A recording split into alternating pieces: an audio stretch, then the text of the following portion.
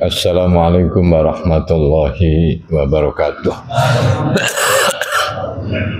Alhamdulillahilladzi hadana li hadza wa ma kunna linahtadiya laula an hadanallah.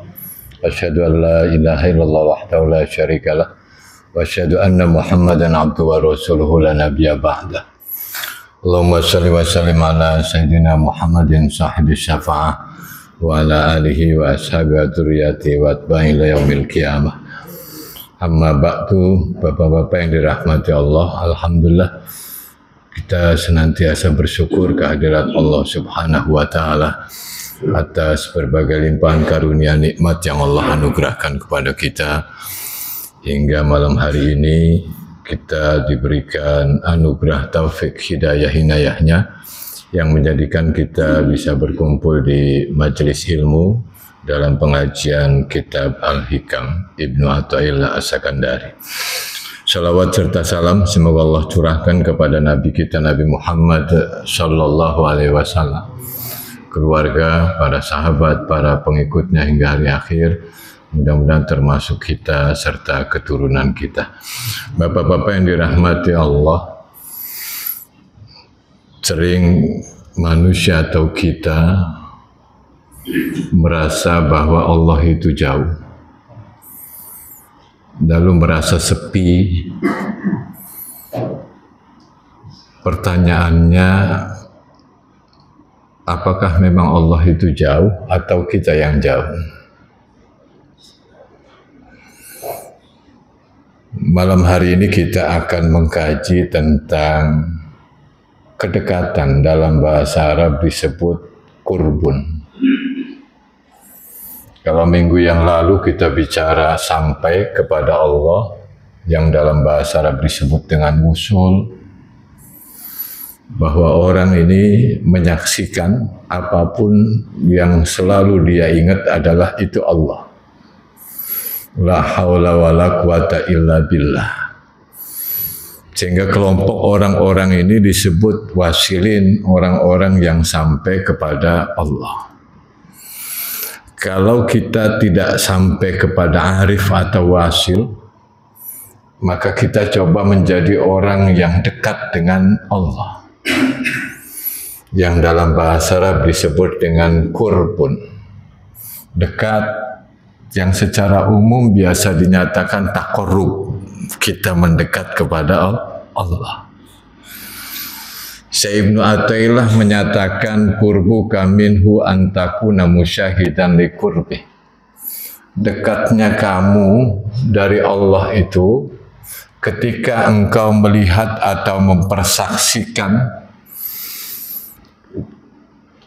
kedekatan Allah. Jadi dekatnya kita dari Allah ketika kita memperhatikan dekatnya Allah kepada kita. Qurbullahi minal abdi lahu maknayani isnani. Kedekatan Allah terhadap hambanya itu mengandung ada dua makna. Ahaduhuma amun yasmilun nas. Yang pertama, meliputi manusia jami'a semuanya. Wasani khas bi'ibadihi sholihin. Yang kedua, kedekatan yang berkaitan dengan hamba-hamba Allah yang soleh. Apa dalil yang pertama tentang kedekatan umum bagi manusia semuanya ini? Allah Subhanahu wa taala berfirman di dalam Al-Qur'an, "Wa laqad khalaqnal insan wa na'lamu ma tuwaswisu bihi nafsuh wa nahnu aqrabu ilaihi min hablil warid." Kata Allah, sungguh kami ciptakan manusia dan kami mengetahui apa yang dibisikkan oleh hatinya. Allah Maha tahu apa yang dibisikkan hati manusia. Wa nahnu aqrabu ilaihi min hablil warid. Kami itu lebih dekat daripada urat nadi manusia itu. Tidak ada yang dekat bagi kita kecuali urat nadi, dan Allah lebih dekat daripada urat nadi. Di ayat yang lain Allah menyatakan, falaula idza balagatil hulqum wa antum hina idin tanzurun wa nahnu aqrabu ilaihi minkum walakin la tubashirun. Maka bagaimana ketika nyawa sudah ada di kerongkongan, kamu itu melihat sekitarnya yang lagi menyaksikan orang mau sakaratul maut.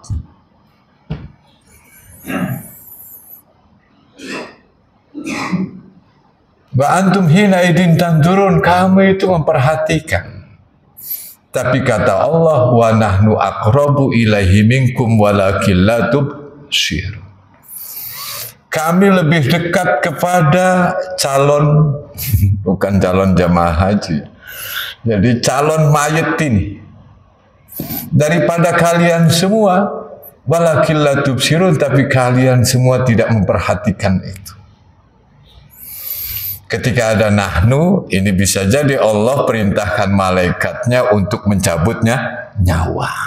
Sama seperti ketika Allah menyatakan inna anzalnahu fi lailatul qadar. Menggunakan kami di sana atas perintah Allah, malaikat menurunkan Al-Qur'an. Di sini juga kami di sini bisa kemudian adalah malaikat yang diutus oleh Allah Subhanahu wa ta'ala. Artinya kedekatan Allah itu tanpa jarak. Sehingga Allah tahu apa yang dibisikkan oleh hati kita. Kalau kita dekat itu masih ada jarak. Dan kedekatan kita itu pasti kita tidak mengetahui apa yang dibisikkan oleh hati orang sebelah kita. Itu bisa repot ya. Kalau lagi bareng-bareng ternyata dia ngomongin kita. Tidak ada yang tahu. Tapi Allah Subhanahu wa ta'ala di ayat yang lain, ya'lamu kha'inatal a'yun wa ma tukhfis sudur. Allah itu tahu pengkhianatan mata itu. Ada orang yang micingkan matanya ke temannya atau ke orang sekitarnya. Pengkhianatan matanya, tidak ada yang tahu, dikiranya cacingan. Tapi Allah tahu bahwa itu pengkhianatan matanya. Wa ma tukhfis sudur, dan apa yang tersembunyi di dalam dada itu. Apa yang ada tersembunyi di dalam dadamu, Allah itu tahu. Sehingga apa yang dibisikkan oleh kita, hati-hati, khawatir nanti di hari akhirat Allah hisab. Ini lagi bisik-bisik ya. Ada ayat yang lain tidak berbisik seseorang 3 orang kecuali Allah yang keempatnya. Ini kedekatan yang pertama, yakni Allah maha mengetahui, maha mengawasi, maha memperhatikan, bahkan menjaga baik terhadap orang yang beriman maupun terhadap orang-orang non-muslim. Allah jaga betapa dekatnya paru-paru jantung. Ini disebut dengan madad, bantuan pertolongan Allah. Allah selalu pompakan itu sehingga manusia masih hidup. Oksigen, paru-paru, terus seluruh peralatan tubuh termasuk alam ini masih ada karena Allah jaga. Barang sekian detik, maksud saya apa yang lebih rendah daripada detik, Allah lepas saja maka alam ini hancur dan manusia akan mati. Allah yang jaga baik terhadap orang muslim maupun non-muslim. Itu disebut dengan madad. Di hikmah yang bawah, Syekh Ibnu Athaillah menyatakan tidak pernah keluar dari kedua ini. Seluruh yang ada itu apa? nikmatul ijad wa nikmatul imdad. Nikmat diciptakannya kita dari tiada menjadi ada, dan nikmat terus menerus ditolongnya kita oleh Allah. Allah bukan hanya menciptakan lalu lepas tangan, dalam tanda petik lepas tangan, lepas pemeliharaan. Allah yang selalu bantu. Madad itu namanya, imdad, dua nikmat itu. Allah yang jaga langit agar tidak jatuh meskipun tidak ada tiangnya. Allah pelihara semuanya ini demi kepentingan manusia, agar manusia betul-betul melaksanakan amanah Allah sebagai khalifah di muka bumi. Ini kedekatan yang pertama, umum, sehingga tidak bisa orang itu dia coba rahasiakan ucapannya atau bahkan dia keraskan. Allah mengetahui apa yang ada di dalam dada itu. Wa asirru qaulakum awijharu bi innahu alimum bidzatis sudur, dalam surat Al-Mulk Tabarak. Engkau rahasiakan ucapan kalian semua atau engkau tampakkan, Allah itu maha mengetahui apa yang ada di dalam dadamu itu. Jadi betapa kedekatan Allah kepada kita itu, Allah sudah mendekat kepada kita. Tapi banyak manusia yang tidak menyadari bahwa Allah dekat. Lalu yang kedua, ini adalah kedekatan Allah Subhanahu wa Ta'ala terhadap orang-orang yang beriman, hamba-hambanya yang soleh. Inna rahmatallahi qaribum minal muhsinin. Rahmat Allah itu dekat dengan orang-orang yang berbuat baik. Ketika orang ini menyadari akan kedekatan Allah, maka nanti dia merasa muraqabatullah, merasa diawasi oleh Allah Subhanahu wa Ta'ala. Dan ihsan yang dipertanyakan malaikat Jibril kepada Rasul, apa itu ihsan? Rasul menjawab, anta budallah ka'annaka tara fa illam takun tara fa innahu yara. Kamu beribadah kepada Allah, menjadi hamba Allah seakan-akan kamu menyaksikan Allah dengan mata hatimu. Itu namanya musyahadah. Wusul, orang yang sudah sampai. Arif, orang yang betul-betul sudah kenal Allah.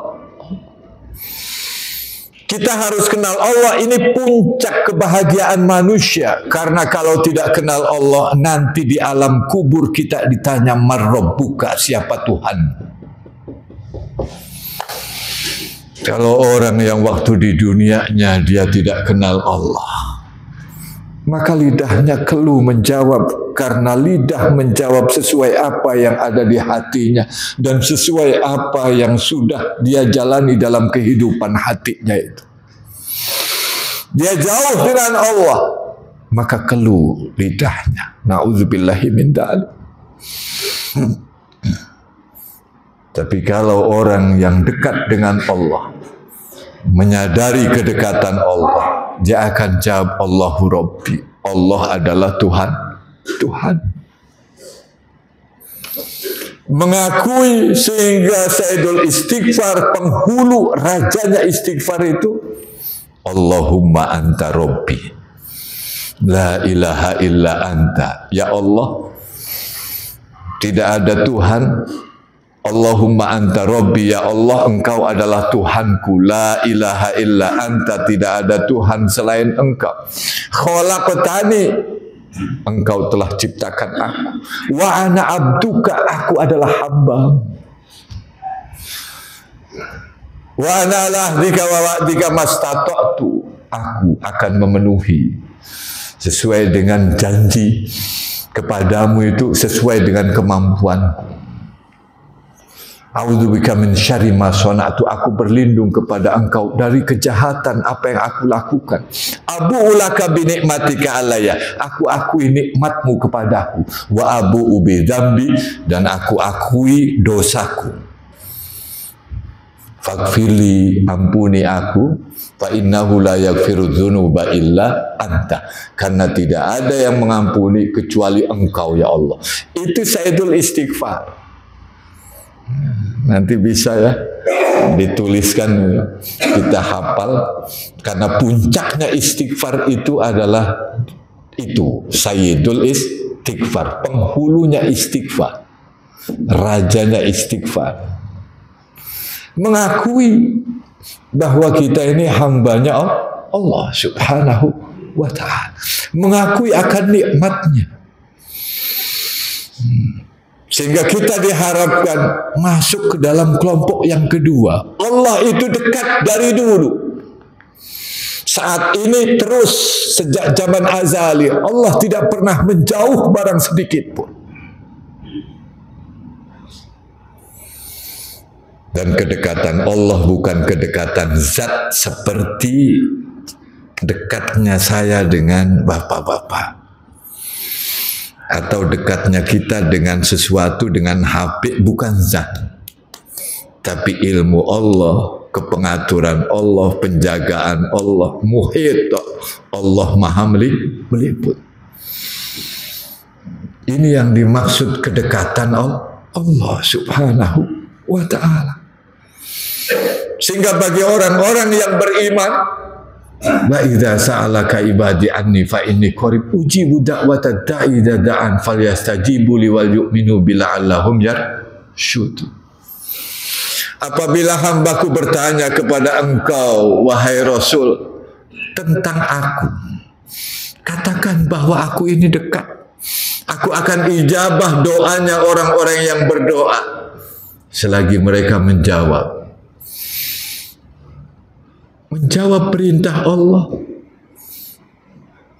menjawabku, kata Allah, falyastajibu li wal yu'minu bi, dan mereka beriman kepadaku, yakin, la'allahum yarshudun, maka mereka kelak akan mendapatkan petunjuk. Ini kedekatan bagi orang-orang yang beriman yang harus disadarinya bahwa Allah dekat. Dan Rasul melarang, jangan terlalu keras doamu itu, karena kamu berdoa bukan terhadap yang tuli. Allah itu dekat, qarib, sehingga kita doa itu lirih, cukup terdengar dengan telinga kita saja, kecuali mimpin doa. Kecuali doanya berjamaah itu. Kalau sendiri-sendiri, nggak usah sampai kedengaran yang lain. Bahkan Rasul menyatakan seorang hamba yang paling dekat dengan Tuhannya, yakni wa huwa sajidun fa'aksirud du'a, ketika dia sujud. Karena itu perbanyaklah doa. Allah dekat menggunakan kata-kata qarib, seakar kata dengan kurbun, nanti takorub, sehingga merasa dekat karena ruh saat itu sedang menundukkan diri saat sujud itu, maka naik dia mendekat kepada Allah Subhanahu wa ta'ala. Bagi orang yang sujudnya bukan hanya fisik tapi hatinya juga sujud. Karena banyak orang yang sholat tapi tidak menyadari kebersamaan dengan Allah. Jadi seakan-akan Allah itu jauh, transendental, tidak imanen gitu. Dalam bahasa kampus jadi transendental, ada di sana jauh. Nah, bagi orang-orang yang dia menyadari akan dekatnya Allah sejak awal, lalu dia mendekat kepada Allah, dia merasa muraqabah, diawasi oleh Allah. Anta'budallah ka'annaka tara fa illam takun tara fa innahu yara. Ihsan itu kamu beribadah kepada Allah, kamu menjadi hamba Allah dengan menyaksikan Allah lewat mata hatimu. Kalau kamu tidak bisa, maka pastikan bahwa Allah itu mengawasimu. Ini namanya muraqabah. Jadi orang yang merasakan kedekatan dengan Allah, Allah sudah mendekat, tapi banyak orang yang tidak meresponnya. Merasakan kedekatan dengan Allah, maka dia dalam hidupnya selalu merasa diawasi, muraqabatullah, merasa diawasi oleh Allah. Mari kita perhatikan. Ada contoh Sayyidina Umar bin Khattab radhiyallahu anhu, suatu saat lewat. Pas lewat menemukan penggembala. Ini budak belian sedang menggembalakan domba yang sangat banyak sekali. Sayyidina Umar bin Khattab lalu nemui penggembala itu. Maukah engkau jual satu domba untukku? Apa jawabnya? Ini milik tuanku. Nanti jawab saja sama tuanmu bahwa domba ini dimakan serigala. Sebenarnya lagi nyoba Sayyidina Umar bin Khattab. Apa jawabnya? Betul, Tuhan tidak melihat, tapi masih ada. Fa'ainallah, di manakah Allah? Allah Maha mengawasi. Allah Karim. Ini penggembala. Tidak sekolah, tidak kuliah. Ini pendidikan nggak ngaruh, semakin tinggi korupsi semakin merajalela. Pendidikan gak ngaruh gitu. Padahal yang mempengaruhi orang itu adalah pendidikan. Berarti pergaulan nanti. Pengalaman orang-orang yang korupsi ternyata tidak ketahuan. Atau dia apa namanya? Bukan korupsi, di bawah korupsi apa ya? Ngempit apa-apa. Oh, pengalaman gak ketahuan ya, misalnya itu korupsi. Ini budak belian, sehingga budak itu dimerdekakan oleh Sayyidina Umar bin Khattab. Karena betapa mulianya seorang penggembala. Keimanannya bahwa Allah selalu mengawasi dimanapun dia berada. Wa huwa ma'akum aina ma kuntum. Dia selalu menyertai kamu dimanapun kamu berada. Kadang kebanyakan ya orang-orang Muslim menyadari bahwa Allah itu mengawasi waktu puasa doang. Coba waktu puasa diajak buka. Janganlah puasa. Kenapa nggak keluar puasa ini? Waduh, jadi Allah maha. Puasa itu 1 bulan yang diwajibkan. Selebihnya adalah engkau gunakan puasamu itu untuk 11 bulan yang akan datang. Tundukkan pandangannya. Ya, kalau puasa selama ini orang jaga betul. Dah perek dulu lagi puasa. Nah, Allah maha mengawasi. Mau ngambil minum aja nggak berani. Mau kumur-kumur masuk sedikit saja air karena lagi panas sekali. Nggak berani, padahal tidak ada yang melihat temannya. Jangankan 1 tetes, 1 kobokan juga masukin ke mulutnya nggak tahu. Nanti pura-pura kumur-kumur aja padahal sudah ketelan. Nggak ada yang tahu sebelahnya. Tapi dia merasa saat itu diawasi oleh Allah Subhanahu wa ta'ala. Kalau kesadaran ini muncul pada diri kita, betapa orang ini akan selalu merasa dia akan berani. Mari kita perhatikan bagaimana Nabi Musa itu takut mau menghadap Fir'aun itu. Sampai minta kepada Allah agar saudaranya Nabi Harun itu menemani beliau.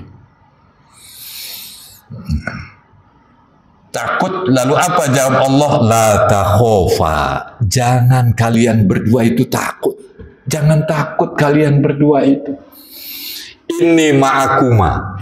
Sesungguhnya aku, kata Allah, menyertai kalian berdua. Asma' wa aro. Mendengar dan aku itu melihat kamu. Dengan Nabi Musa berangkat, Allah mendengar, Allah yang maha melihat, mengawasi. La takhaf wa la tahzan innallaha ma'ana.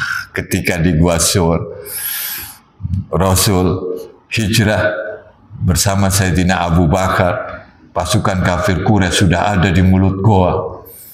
Maka saat itu Sayyidina Abu Bakar merasa takut. Karena pasukan berkuda kafir Quraisy sudah ada di mulut goa. Apa jawab Rasul? La tahzan innallaha ma'ana. Itu diabadikan di Al-Quran. Jangan gentar. Jangan sedih. Sungguh Allah menyertai kita. Apakah kamu mengira kita berdua? Allah yang ketiganya.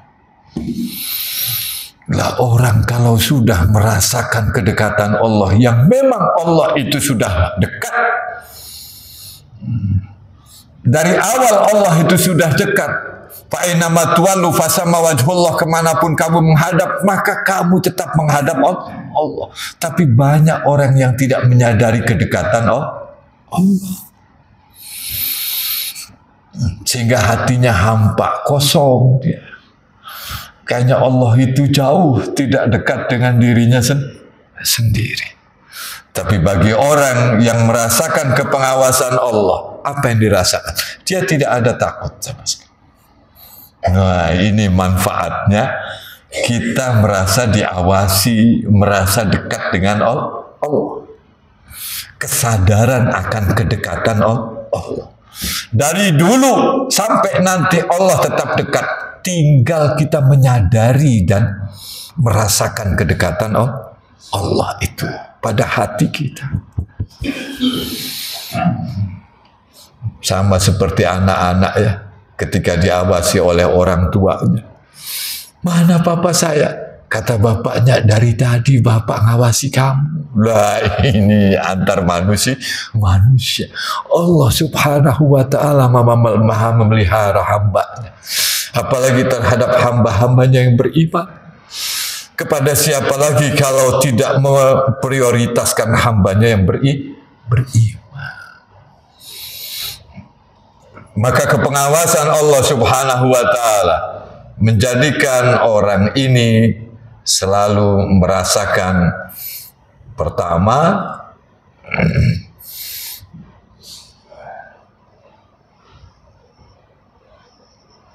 selalu merasa diawasi, muraqabah.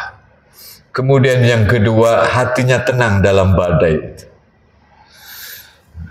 Karena tahu Allah bersamanya. Ada ujian, tenang aja. Allah selalu bersama kita. Dan kedekatan Allah tidak melihat tempat, meskipun tadi bilang waktu sujud. Tidak harus menunggu kapanpun. Wa huwa ma'akum, karena dia selalu beserta kamu. Ainama kuntum. Dimanapun kalian berada. Wa huwa ma'akum ainama kuntum wallahu bima ta'maluna basir. Allah itu maha melihat apa yang kamu lakukan. Tidak sombong saat berhasil, tidak putus asa saat gagal. Jadi pengaruh muraqabatullah. Kalau orang merasa dekat, sadar akan dekatnya Allah, pertama dia merasa selalu diawasi. Kemudian yang kedua, dia tidak akan gentar. Karena selalu dibersamai dengan Allah. Allah pasti nolong.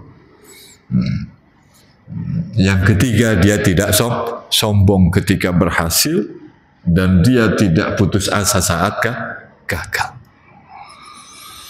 Kenapa manusia banyak tidak merasakan dekat dengan Allah itu?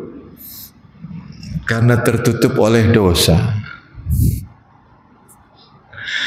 Allah itu dekat, tapi karena dia sibuk dengan yang lainnya, hatinya itu jauh dengan Allah, dekatnya dengan yang lain. Sibuk mengandalkan akal, tidak melatih hati kita. Memang Allah tidak bisa dilihat dengan mata kepala kita, tapi bisa disaksikan lewat mata hati kita.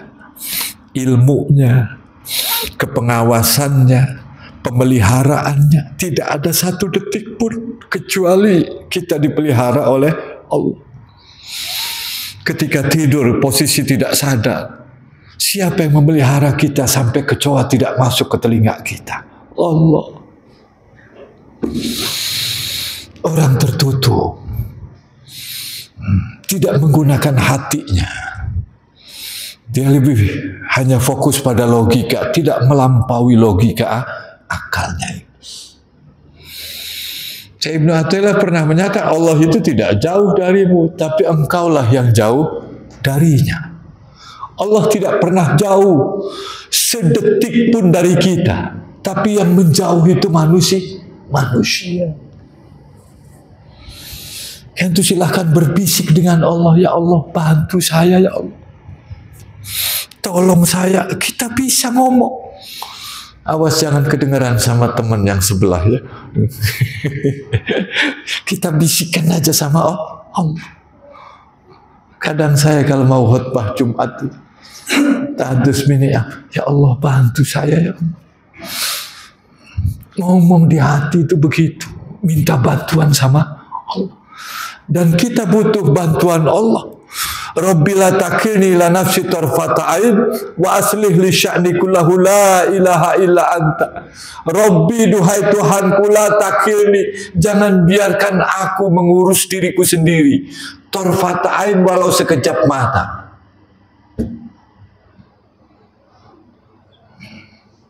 Jangan pernah aku ini ngurus diriku sendiri tanpa kepengurusan.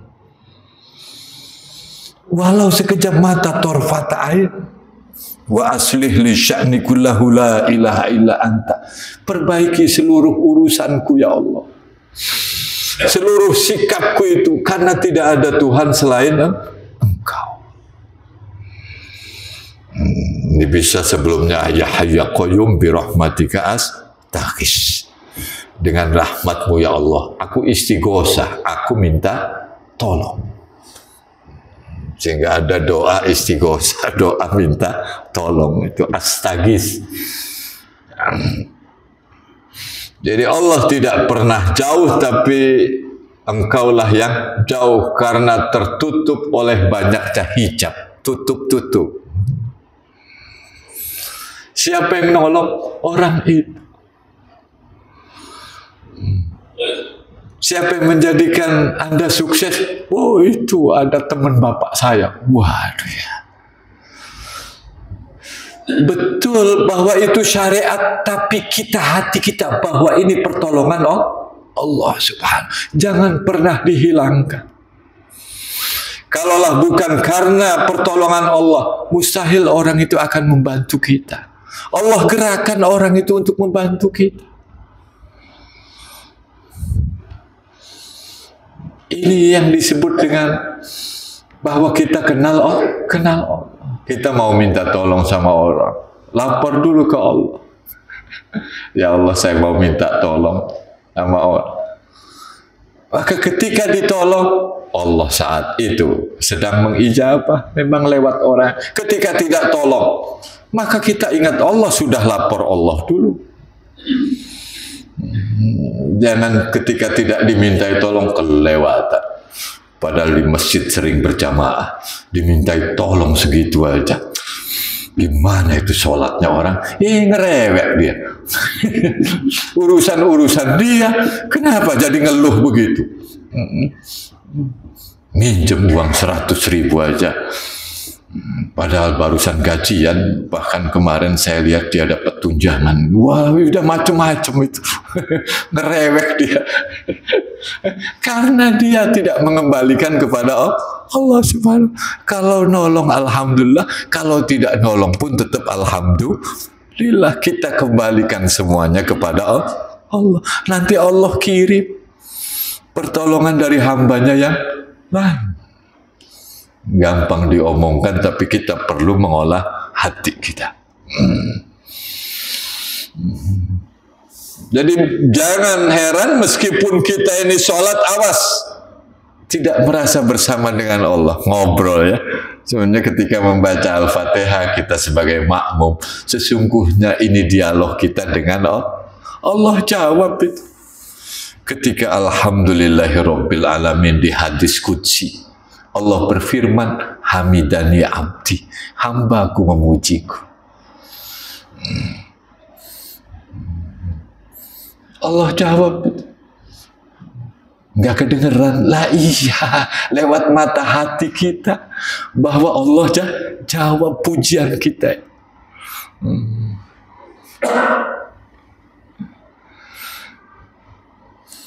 Ar-Rahmanir Rahim, asna alayya abdi, hambaku menyanjungku. Kita menyatakan Allah itu yang maha pengasih dan penyayang. Allah jawab, hambaku sedang menyanjungku. Malik Yaumiddin, yang merajai hari kemudian, majjadani abdi, hambaku sedang mengagungkanku. Wah, dialog kita dengan Allah. Tapi banyak orang yang sholat belum merasa bersama dengan Allah. Terus ya, jangan pensiun. Kalau begitulah sudahlah, ini diomong kita terus untuk kebahagiaan kita di dunia hingga di akhirat nanti. Zikir lisan ada, tapi zikir hati belum muncul. Gak apa-apa, teruskan aja. Hatinya masih mati.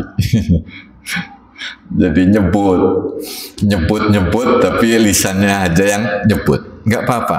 Kata Syekh Ibnu Athaillah di dalam hikmahnya, la tatruki dzikra, jangan tinggalkan zikir meskipun kamu dalam keadaan lalai.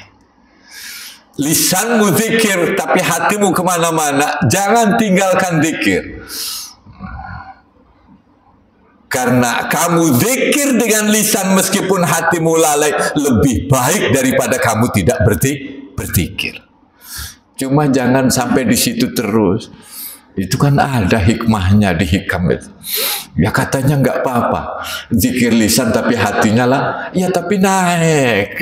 Kita minta agar hati kita juga ingat pada saat kita berzikir. La ilaha illallah. Paling tidak hati kitanya memahami tidak ada yang patut disembah kecuali Allah.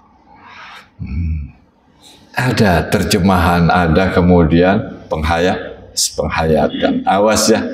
Jadi bahasa kerennya, sinyal sih penuh tapi tidak membuka aplikasi katanya. Waduh, gaya ya. Karena itu langkah-langkahnya seperti apa? Perbanyak tafakkur. Kita merenung kita. Ya. Iya ya. Dari menyendiri namanya uzlah disertai dengan tafakkur. Ini ada di hikmah yang bawah. Syekh Ibnu Athaillah dalam kitabnya Hikam itu. Mana fa'al qalba mislu uzlatin yadkhulu biha midana fikratin. Tidak ada yang bermanfaat untuk hati kecuali uzlah. Uzlah itu menyendiri disertai dengan tafakkur. Ya Allah, selama ini saya lupa. Padahal nikmat-Mu tiada henti ya Allah. Betapa dekatnya Engkau ya Allah, pemeliharaanmu. Misalnya sendirian. Meskipun di sini bisa tafakkur, tapi lebih ampuh itu yakni pada saat sendiri. Awas, sendiri tapi disertai tafakkur. Kalau tidak disertai tafakkur nanti ngelamun sendirian gitu. Zikir dengan hati yang sadar ya kita. Tadi itu orang zikir tapi dia dengan hati yang tidak sadar. Kita minta sama Allah. Ketika la ilaha illallah, alhamdulillah, subhanallah, Allahu akbar, ya. Hadirkan hati kita ini. Itu. Jadi pertama tafakur, yang kedua zikir dengan hati yang sadar. Kemudian yang ketiga, coba latih kita sholat dengan rasa bertemu dengan Allah. Bertemu kita. Oh iya. Yang keempat, perbanyak membaca dan merenungi Al-Quran. Karena ini kalamullah. Ya. Kalau kita biasa menghatamkan sehari misalnya 2 halaman boleh, tapi nanti ada yang pakai terjemahan. Berapa ayat. Coba ambil waktu itu. Kemudian yang terakhir, hadirkan rasa Allah melihat kita sekarang. Ada zikirnya, ini pernah diajarkan astagfirullah oleh seorang ulama terhadap At-Tustari kalau tidak salah ya. Akhirnya At-Tustarinya menjadi waliullah, wali besar. Jadi sejak umur 11 tahun apa ya. Apa ucapannya? Kamu baca ini sebelum tidurmu. Artinya sebelum doa ya. Allahuma'i, Allahu nazirun ilayya, Allahu syahidun alayya. Apa artinya? Allah menyertaiku, Allah memandangku, Allah menyaksikanku. Allahuma'i, Allahu nazirun ilayya, Allahu syahidun alayya. Itu umur 11 tahun. Ternyata terus akhirnya dia merasakan, menyadari akan kedekatan Allah. Allahumma iya aja, sudah nggak apa-apa. Allah menyertaiku. Tambahlah satu lagi, Allah memandangku. Nah, coba itu pakai bahasa Indonesia juga nggak apa-apa ya. Allah menyertaiku, Allah memandangku, Allah menyaksikanku. Coba itu. Katanya mau tidur dibacanya berapa? 7 kali apa? 11 kali itu ya. Jadi cerita bahwa saya sejak kecil diajarkan itu, alhamdulillah. Jadi merasa selalu dibersamai oleh Allah. Hadirin yang dirahmati Allah Subhanahu wa taala, inilah yang bisa disampaikan. Mudah-mudahan kita terus merasakan kedekatan Allah. Allah sudah dekat, tidak pernah menjauh. Kita yang menjauh. Sadari, rasakan kedekatan Allah itu. Maka kita selalu merasa diawasi, selalu dibersamai oleh Allah, dan merasa yakin bahwa pasti Allah akan menolong dan menjawab doa-doa kita. Ini yang bisa kami sampaikan. Kita tutup dengan doa kafaratul majlis. Subhanakallah wa bihamdika asyhadu an la ilaha illa anta astaghfiruka wa atubu ilaik. Wassalamualaikum warahmatullahi wabarakatuh.